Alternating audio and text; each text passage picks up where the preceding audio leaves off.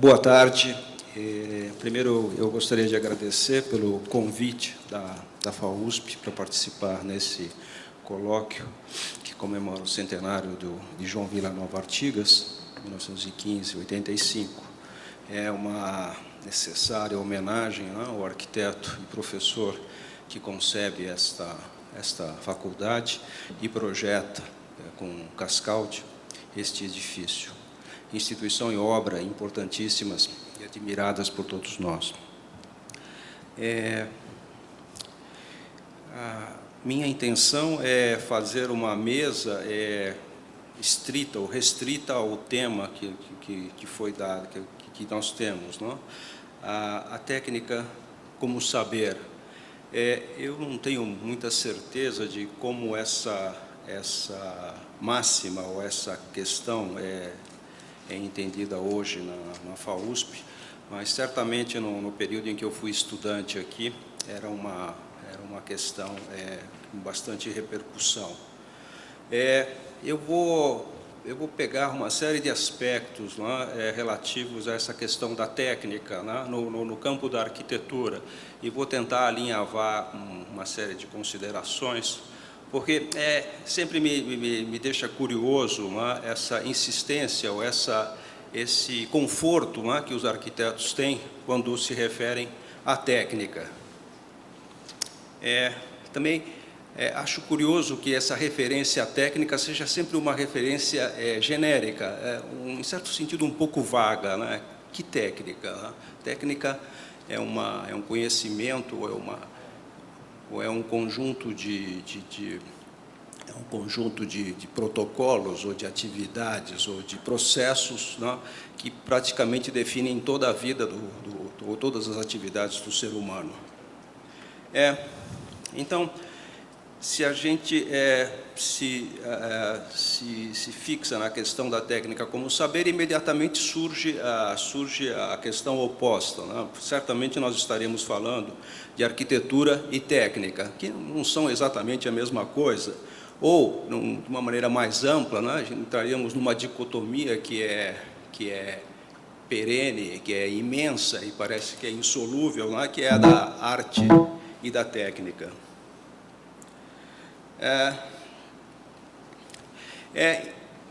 Provavelmente a mesa está um pouco amparada na ideia de que a formação de Artigas é feita na Politécnica e que, então, de alguma maneira, esse conhecimento, esse aprendizado, como na área de engenharia, de alguma maneira estaria presente em aquelas coisas que Artigas vai conceber ao longo da sua carreira. É certo que o que se considera, ou que se tem como a fase madura de Artigas, ou a última fase dele, depois de passar por algumas experiências, alguns experimentalismos com referências claras, ou que remetem a certos estilos, é certo que tem uma insistência bastante notável, né, na questão da técnica, de uma noção específica de técnica. Então, a minha provocação é a seguinte: é curioso, né, que nós estejamos tão preocupados com a técnica, mas, ao mesmo tempo, tenhamos achado correto nos separar da escola politécnica, fundar uma outra escola. Por que nós fundamos outra escola? Porque, provavelmente, o conhecimento técnico, o conhecimento racional, né, que é impartido na escola politécnica, deveria ser considerado insuficiente ou inapropriado para se produzir arquitetura, para se configurar objetos. Todos nós achamos que os engenheiros usam muito bem a sua capacidade racional, o seu trabalho científico para construir, né? Mas achamos que eles não têm formação para produzir projetos de arquitetura. Falta alguma coisa.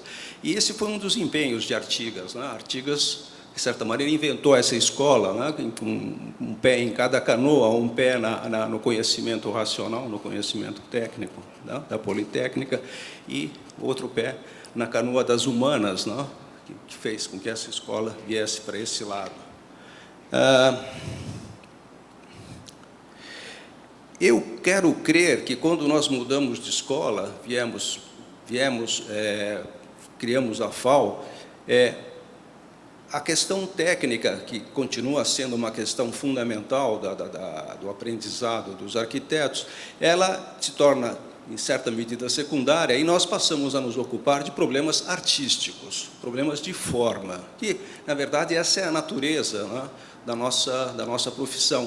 No entanto, é curioso como é desconfortável para os arquitetos falar sobre estética, como é desconfortável para os arquitetos dizer que eles trabalham com formalismos. É uma coisa que nenhum arquiteto gosta. É preferível ficar no campo da razão, é preferível ficar no campo da ética, é preferível ficar no campo da ideologia aceitável, ou da ideologia que tem uma coloração adequada.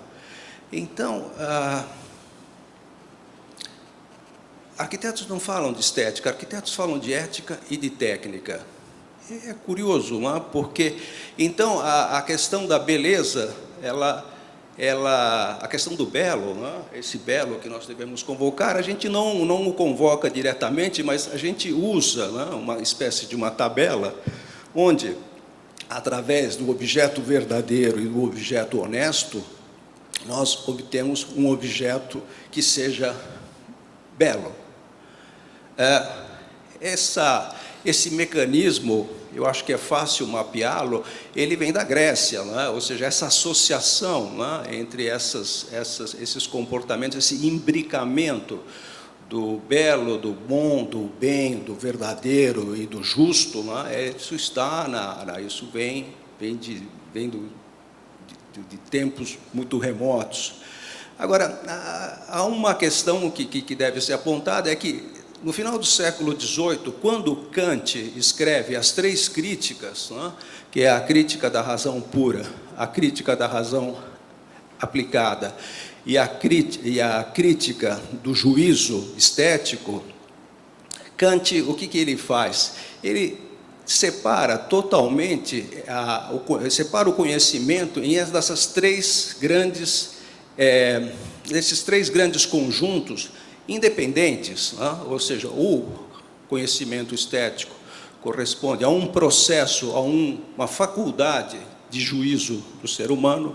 O conhecimento racional compete, ao conhecimento racional compete outro tipo de mecanismo, e a razão aplicada, né, onde estaria toda a questão da ética e dos costumes, existe um outro mecanismo.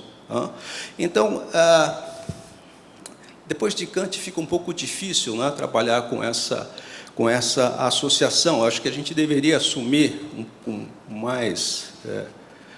seríamos obrigados a assumir que realmente o nosso problema é estético. É importante dizer que Baumgarten, né, 50 anos antes de Kant, ele já tinha entendido que existem diferentes formas de conhecer, e que o que ele chama de estética, é uma forma imprecisa, é uma forma não totalmente clara de entender as coisas, mas que essa forma efetivamente existe. Eu, com o tempo, me convenci que esse é o campo dos arquitetos, é com isso que nós trabalhamos. Mas por que, então, nós insistimos na arquitetura racional, ou achamos que a arquitetura racional é aquela que tem critérios, é aquela defensável, é aquela que está acima, né, da arbitrariedade? Por que nós continuamos achando que a razão, né, é o que fundamenta a boa arquitetura? Provavelmente porque a gente não acredita que a estética possa nos fornecer esquemas, possa nos fornecer relações, né, que sejam compreensíveis e que sejam legalizadas, né, pelo sentido da visão. Então, o que acontece? O juízo estético, ele também entende e reconhece o problema a questão da inteligência e da estrutura formal. O conhecimento estético ele é formidável, né, no momento em que se fala de relações da forma, porque essas relações de forma, né, que é o material com o qual nós operamos, é um material que se julga, cujo juízo se estabelece pela visibilidade, né, e por critérios que não são racionais. Em todo caso, essas estruturas, essas relações, elas podem ser acatadas pela razão.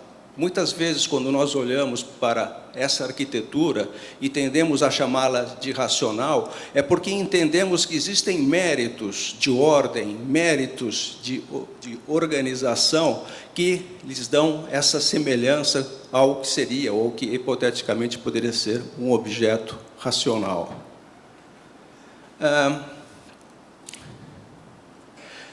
Com relação à vaguedade do termo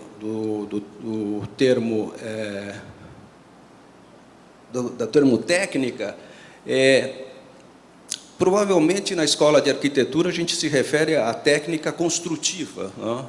Certamente é isso, né? E essa técnica construtiva tem uma certa especificidade. E dentro dessa técnica construtiva, não é toda a técnica construtiva que interessa ao arquiteto como matéria ou como material para produzir arquitetura. Algumas técnicas são as que interessam, e provavelmente o que interessa aos arquitetos é a técnica das estruturas, são os sistemas estruturais.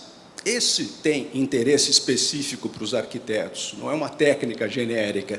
E ainda dentro desse campo dos sistemas estruturais, o que interessa muito ao arquiteto é a técnica do concreto armado, que também tem uma outra especificidade, que também coloca outro tipo de questão bastante interessante no campo da arquitetura. Por exemplo, o concreto armado bruto nos faz pensar que a arquitetura brutalista e a arquitetura moderna sejam uma mesma coisa, porque, em aparência, elas são similares, mas, do ponto de vista da concepção, elas seriam coisas bastante diferentes. O concreto armado, que também é imaginado como uma técnica homogênea, também tem divisões, né? É muito diferente a técnica do concreto moldado em loco da técnica do concreto pré-fabricado. E eu sempre imagino que esse uso mais intensivo do concreto moldado em loco não é uma coincidência. Ele está muito ligado a um certo interesse estético, né, que esse material, não sei se do ponto de vista unicamente visual, mas também do ponto de vista táctil, né, eu tenho a impressão que o concreto moldado em loco é o que interessa, né, o que interessou os arquitetos no período em que as construções de concreto moldado, concreto aparente, foram tão utilizadas e estavam tão centralizadas nessa escola. Outra questão que eu gostaria de levantar com relação à técnica construtiva é que o concreto parece que ele acaba absorvendo, né, com a sua versatilidade, acaba assumindo outras técnicas construtivas. Então, ele acaba sendo dominante, ele acaba tendo uma supremacia nas obras. E eu fico me perguntando se essa supressão, né, de outros sistemas tecnológicos, se isso não cria problemas ou se isso não rebaixa a qualidade do objeto construído, do edifício, né? Com essa vontade de tornar o concreto aparente e bruto dominante numa obra, se rebaixa ou se limita, né, ou se exagera, ou se coloca uma atenção muito grande no uso intensivo do concreto aparente. Então, se o que eu estou falando tem um caminho, existe um interesse estético sobre a técnica. muito do que nós vemos na arquitetura como um motivo técnico é uma expressão estrutural, uma expressão técnica filtrada como um problema artístico. Isso é verdade. Eu separei 4 momentos onde a questão da técnica tem um interesse estético específico, né? O primeiro seria no caso da monumentalidade que a técnica permite, ou que a técnica pode atribuir ao edifício. Eu fico pensando nas pontes, as grandes edificações de infraestrutura, né? Nessa maravilhosa obra humana que nos emociona e que, de alguma maneira, imprime um caráter sublime, né, entre a obra humana e o território. Essa é uma maneira da técnica causar interesse no campo da arte. Outra maneira como a técnica penetra e se relaciona muito no campo artístico é com respeito à execução notável, né?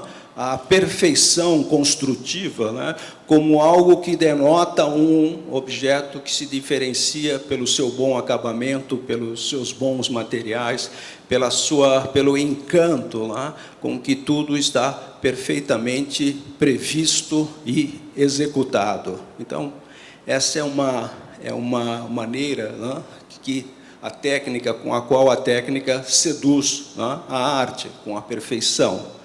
A terceira maneira, eu acho que é a questão do progresso técnico, que interessa bastante aos arquitetos, ou seja, a questão da novidade em arquitetura, a necessidade de propor objetos que não sejam tradicionais, que não sejam conhecidas, faz com que o tema do progresso técnico penetre ou tenha grande importância e aplicação na arquitetura, ou seja, a mudança técnica, com a mudança técnica, as novas técnicas associam um tipo de arquitetura que normalmente está ligada com uma visão futurista, né, com uma visão de um porvir ou de uma mudança social. E finalmente, acho que a quarta, e eu paro por aqui. A quarta é a técnica que eu chamo de técnica contemporânea e oportuna.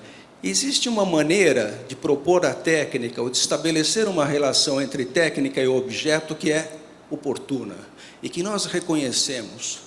Nós, quando vemos um objeto, por simples que seja, com uma construção, onde há uma adequação construtiva muito clara com o que é a configuração do objeto, né, com o que é a concepção do objeto, que nada tem que ver com a realidade material dele, nós normalmente acatamos esse objeto. Isso pode ser feito com técnicas modernas e pode ser feito com técnicas ancestrais.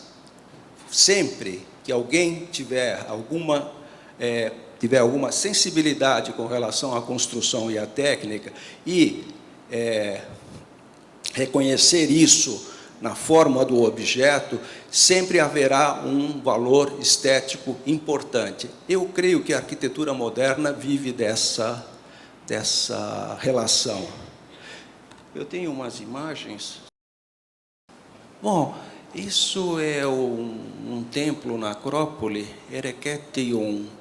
Essa é uma foto da traseira da fachada. É uma foto encantadora, porque é a construção do templo. Isso é a técnica. Não? Está escuro aqui.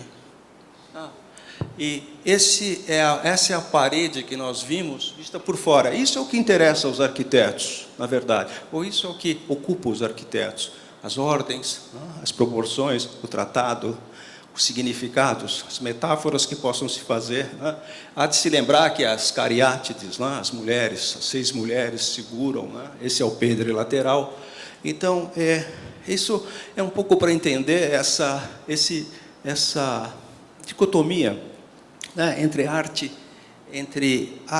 e técnica. Arte e técnica são coisas dissociadas e, ao mesmo tempo, complementares. É um problema imenso, né, no campo da arquitetura. Isso É Eiffel. É a ponte no Rio Douro, no Porto, é uma ponte ferroviária. Né? É mais bonito mostrar isso do que mostrar a Torre Eiffel ou mostrar a Estátua da Liberdade, e que são coisas para turistas. Não é? Isso daqui é coisa para arquitetos e para engenheiros, porque a beleza da ponte não é a forma acabada dela, o arco, mas mostrar que ela constrói ela mesma. Não é? Antes que o arco esteja acabado, né? Antes que a estrutura esteja travada, ela se sustenta, né? Por uma série de artifícios e que permitem a sua construção. A técnica, ela tem todo o problema da montagem e da realidade desse objeto. Rennebiek. Rennebiek faz as patentes, ou seja, a técnica, num certo momento, ela deixa de ser uma tradição, alguma coisa que vai sendo aprimorada, né, no tempo, né, que é um trabalho coletivo, né, que é um trabalho que passa pelas gerações, e passa a ser uma coisa que tem uma elaboração abstrata, científica, de laboratório. É possível agora, com a ciência, é possível com a matemática, definir sistemas construtivos e patenteá-los. Né? Isso, e as formas, não, que a gente tem nessa estrutura são as formas dessa armação do ferro, né? Essas mísulas, né? Essas mênsulas, né?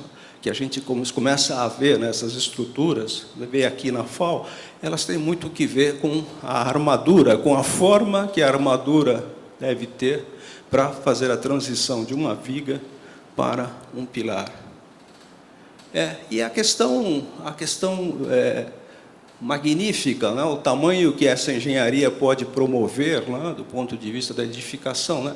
Essa é a casinha do Zeppelin, né? Em Orly, uma obra de Freycinet, e, enfim, anima muito os construtores, anima muito os arquitetos e os engenheiros reconhecer essa capacidade humana para resolver e construir artefatos.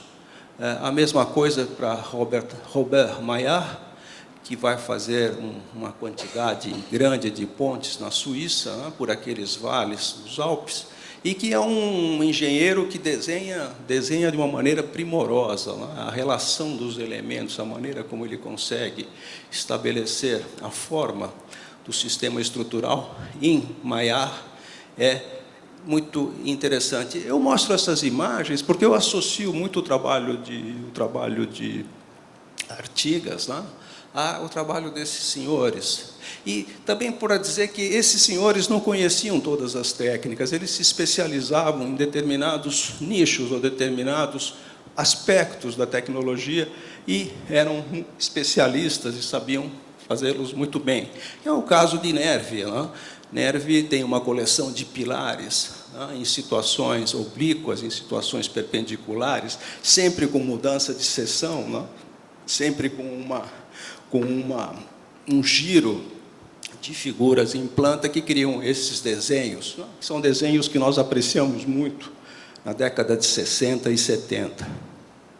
E eu acho que acabo com Candela. Candela é um especialista em cascas de concreto. É o que ele melhor sabe fazer e é o que ele vai fazer a vida inteira.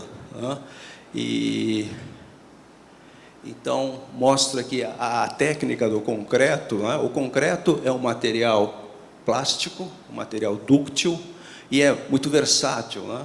Em momento nenhum, o concreto determina, define ou controla a forma, a configuração e o sistema estrutural com o qual se constrói. Ou seja, falar de técnica, né, quando o nosso problema é forma, ou sistema, ou configuração do objeto, é uma coisa mais ou menos dúbia. E isso daqui é a fábrica de motores AEG, em Berlim, de Behrens, e guarda uma certa similitude, né? Como se entrega o objeto no chão, como isso estabelece uma linha entre artefato e terreno, né? Da maneira que nós podemos ver nessa foto do abrigo de barcos de Artigas e Cascaldi. E as grandes estruturas, né? Essas estruturas de porte gigantesco. Essa é a Galeria das Máquinas, na Feira Universal de Paris, de 1889, né? De Ferdinand Duterre, e mostra, então, como a entrega no chão ela é afunilada, né? Não é necessário, a ideia da carga entregue por uma figura piramidal, ela pode ser revertida, e mostra uma dimensão, né, construtiva e a possibilidade de iluminar, né, ou de fazer a grande iluminação desse pavilhão pela cobertura, né.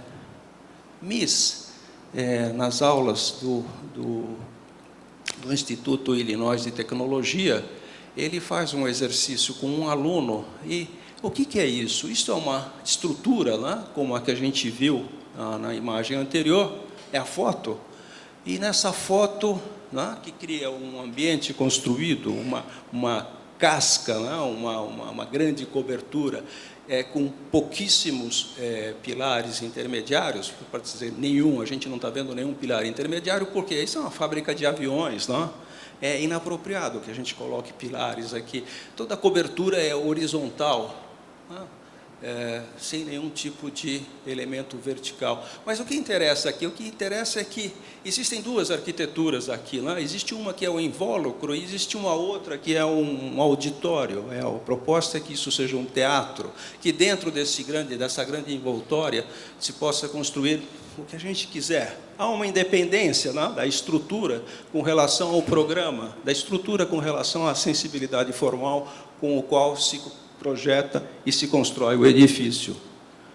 E, anos depois, Mies vai fazer essa proposta, que é um centro de convenções em Chicago, e um pouco essa foto, esse exercício que ele faz na escola, transformado, né? Ou seja, uma grande multidão, nenhum pilar, uma cobertura homogênea, uma cobertura sistemática que fecha os quatro, que se apoia nos quatro lados desse prisma quadrado, e a possibilidade, então, de fechar essas paredes com um material cego, né? Isso nos lembra alguma coisa, ou seja, se eu ilumino por cima, eu posso confinar os ambientes, porque eu tenho a luz garantida. Essa é um pouco a maquete, né, que ele vai fazer para o centro de convenções, e esse é o sistema. Ou seja, há uma adequação, né? O sistema tem uma origem química, né, da cadeia de polimérica, né, e por isso a estrutura se chama mero, né, mas existe esse núcleo que recebe essas barras. Com duas peças, eu sou capaz de construir coisas muito diferentes, tamanhos muito diversos, né, sempre com o máximo de sistematicidade. E aqui a gente começa a mostrar alguma coisa de Artigas, né? As coisas se repetem, ou as coisas podem ser associadas, né? Eu tenho aqui uma imagem do vestiário do Clube São Paulo, do Clube de Futebol de São Paulo, e uma imagem tirada do Entretien d'Architecture do Viollet-le-Duc, né? Onde mostra essa engenhosidade, né, estrutural, onde mostra que os pilares podem ser colocados à sombra e o edifício pode flutuar. Num caso, é um edifício construído com pedra e aço, no outro caso, é um edifício construído com estrutura de concreto. E a estrutura e a arquitetura. Isso vocês conhecem, Geoponte, é o edifício, é a Torre Pirelli, em Milão, e mostra, então, como o calculista, ou os calculistas, Luigi Nervi e Danuso, né? Danuso é o que vai fazer a Torre Velasca, naquele mesmo momento, como eles resolvem o pilar da fachada. Todos sabemos que as cargas do pilar, elas vão sendo somadas, laje a laje. Então, o pilar, na base, ele é mais robusto, né?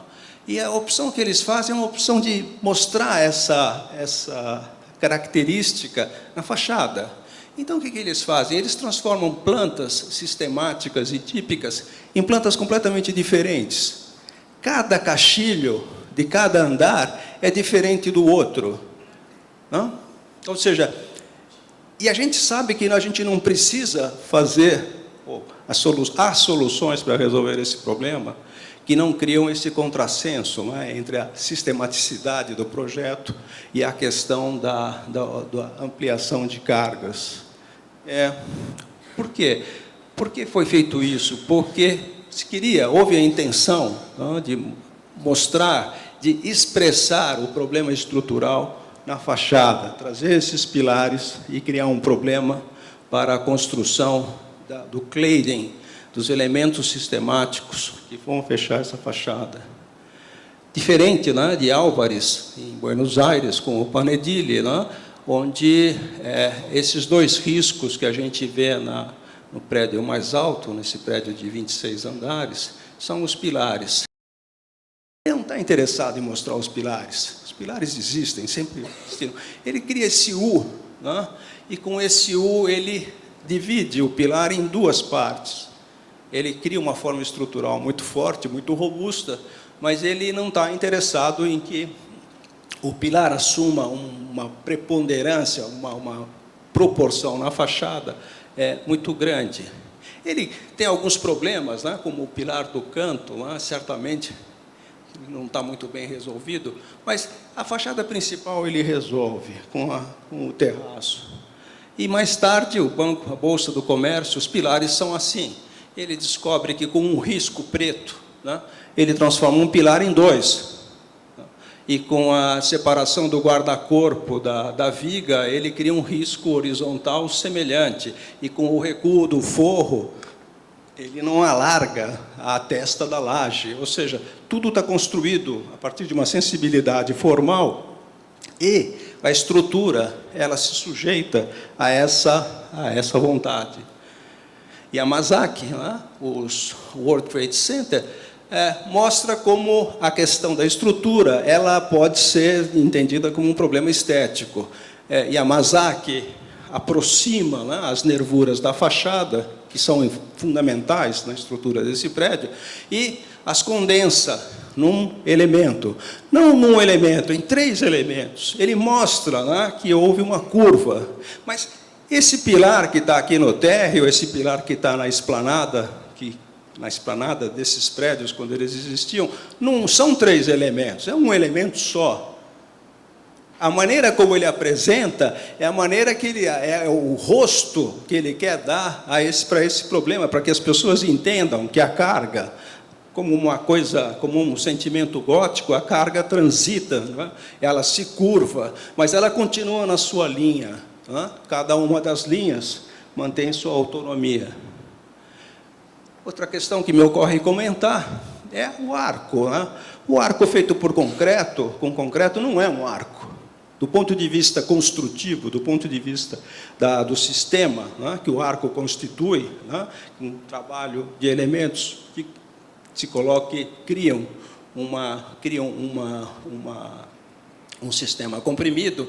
Isso, quando é levado para o concreto, é uma alegoria. Né? Na verdade, o que nós temos aqui é uma viga de testeira que foi curvada para simular arcos. E, não satisfeito com isso, Niemeyer ainda muda os espaços dos arcos entre eles, porque ele quer desassociar completamente, imagino eu, querer desassociar completamente a sistematicidade construtiva da criatividade artística. Falando agora dos projetos de Artigas, a questão estrutural em Artigas, isto é o AMB Tênis Clube, esses pilares desses pórticos, eles estão pensados como gárgulas das águas pluviais.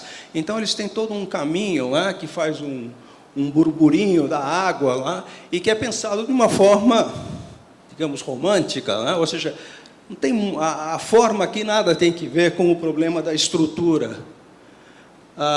No caso do Clube de Barcos Santa Paula, eu diria que isso é um viaduto, né? É exatamente um viaduto apoiado em 4 pontos sobre roletes, e que ele vence uma série de irregularidades no terreno. E eu diria que a sensibilidade dos arquitetos se mostra, né, quando a gente vê essa fenda, né, que nos deixa que nos dá toda essa dimensão, essa amplitude da represa ao fundo. Os pilares, o viaduto ao qual eu me refiro, e a FAO. Né? A FAO e o pilar da FAO, eu vou passar rapidamente, eu acho que eu já estou um pouco atrasado.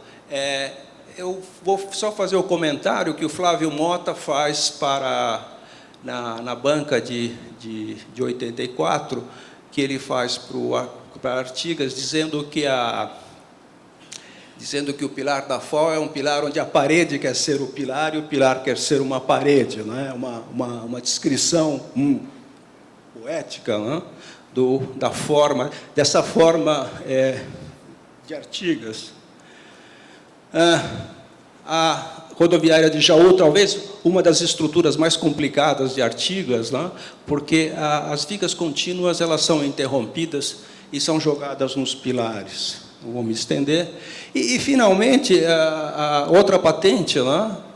Agora de Le Corbusier e do engenheiro Max Dubois, com relação que nós sempre entendemos a estrutura, ou talvez esse desenho tenha nos levado a pensar dessa maneira, como a questão fundamental da arquitetura. Mas a questão fundamental da arquitetura não é a estrutura. A indústria pouco pôde fazer pela estrutura. A indústria fez muito pelos fechamentos, pelos claddings, pelas janelas, pelas vedações montadas a seco. E Artigas era muito bom nisso, muito bom, e ninguém fala disso. Né? Esses grandes castilhos, né? Esses grandes fechamentos da estrutura, né? Com janelas deslizantes, feitas com gente muito competente, né? As próprias janelas dessa escola, né? Que são os elementos de fechamento e que são absolutamente sistemáticos. Onde começa isso? Eu acho que Rosa Clias, nesse filme de Artigas, vai falar que Artigas teria inventado as janelas de ideal e que a primeira aplicação de janelas de ideal teria sido nos edifícios Louveira. E aí eu acabo com essa imagem, que é essa sobreposição, né, do fechamento em cladding, né, sobreposto por uma estrutura que é um pouco mais complicada do que aquilo que a casa precisa. Obrigado.